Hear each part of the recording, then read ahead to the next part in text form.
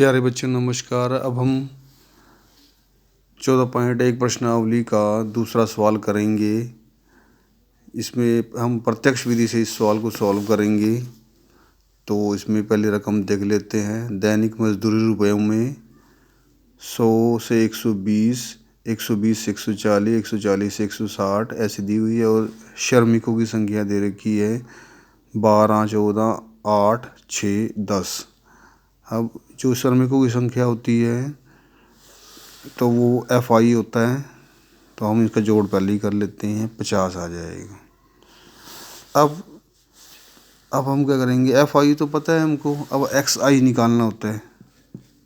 तो XI कैसे निकालते हैं, मैंने आपको पिछली वीडियो में बताया था कि XI निकालने के लिए हम ये जो सतत श्रेणी है, जैसे 100 से 120 लिखा है, हम क्या करेंगे 100 और 120 को ऐड करेंगे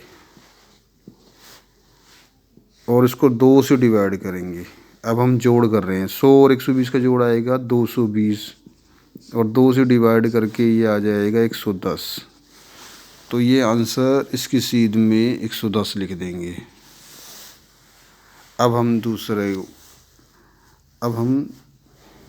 120 और 140 को ऐड करेंगे। 120 और 140 को ऐड कर रहे हैं अब हम, और 2 से डिवाइड करेंगे।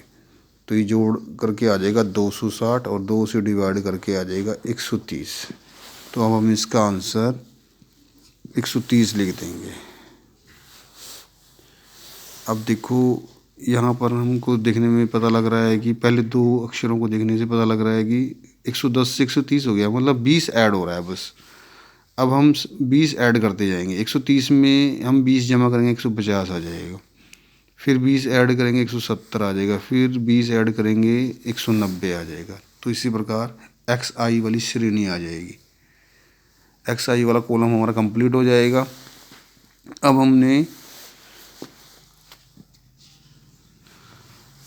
अब हम क्या करेंगे, अब हम पहले प्रत्यक्ष विधि से माध्य ज्ञात करने का फॉर्मूला लिख लेते हैं।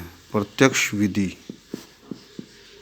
से माध्य ज्ञात करने का फॉर्मूला, माध्य निकालने का, माध्य को x बार बोलते हैं। इसका फॉर्मूला क्या है, समीशन FI XI बटे में समीशन FI। तो हमें इसका मतलब FI और XI की मल्टीप्लाई करनी पड़ेगी। अब ये FI तो आ चुका है, ये XI है, अब इन दोनों की गुना होएगी। अगला कॉलम क्या है, समीशन FI और XI की मल्टीप्लाई होएगी। अब इसमें देखो 12 और 110 दिख रहा है। अब हम इनकी मल्टीप्लाई करेंगे 12 और 110 की। तो देखो कैसे करते हैं, यहाँ हम 12 और 110 की करेंगे तो पहले 110 को लिख लेते हैं, नीचे 12 को।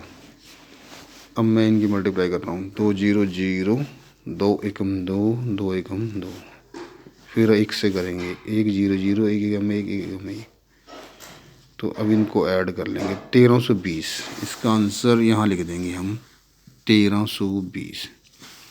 अब 14 और 13 की मल्टीप्लाई 130 की मल्टीप्लाई होएगी, तो 130 को हम 14 से मल्टीप्लाई करेंगे। 4 0 0, 4 3 12, 4 एकम 4 और एक जो असल था वो 5। अब हम 1 से करेंगे 1 0 0, 1 3 3, 1 एकम 1। अब इनको ऐड कर लेंगे 1820। अब ये यहाँ लिख देंगे 1820। इसी प्रकार हम इनकी मल्टीप्लाई कर लेते हैं। अब तो आपको समझ आ गया होगा मल्टीप्लाई कैसे करनी है, तो आप इनकी मल्टीप्लाई कर लेना। अब हम,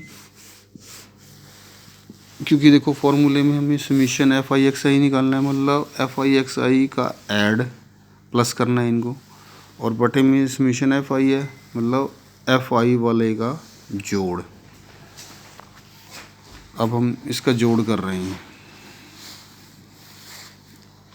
अब इन सबको जोड़ना है हमने।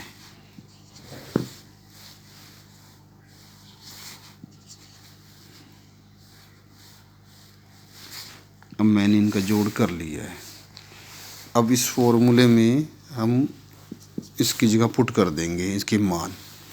अब सिग्मा एफ आई एक्स आई ऊपर है तो मतलब इसका टोटल ये ऊपर लिख देंगे और बटे में आ जाएगा सिग्मा एफ आई, मतलब ये एफ आई का जोड़ 50 है तो ये 50 नीचे आ जाएगा। अब हम क्या करेंगे, पहले 0 से 0 काट देंगे। अब हम 726 को 5 से डिवाइड करेंगे। 726 को 5 से, 5 एकम 5, 2 बच गया, ऊपर से उतारा 2, 5 चौके 20, 2 बच गया, ऊपर से उतारा 6, 5 पंजे 25, 1 बच गया। अब ऊपर अक्षर ख़त्म हो गए हैं तो हम पॉइंट लगाएंगे आंसर में और ऊपर से 0 उतार लेंगे। 5 दूनी 10, ये पूरा पूरा कट गया तो इसका आंसर आ गया काट के 145.2। ये अपना आंसर आ गया। प्यारे बच्चों, मैं आशा करता हूँ कि आपको ये सवाल अच्छी तरह से समझ आ गया होगा। तो आप इस तरीके से माध्य ज्ञात करने के सवाल आपको हल कर सकते हो। तो अगर आपको ये सवाल समझ आए तो मेरे चैनल को सब्सक्राइब कर लेना और अपने दोस्तों को भी शेयर करना। Thank you.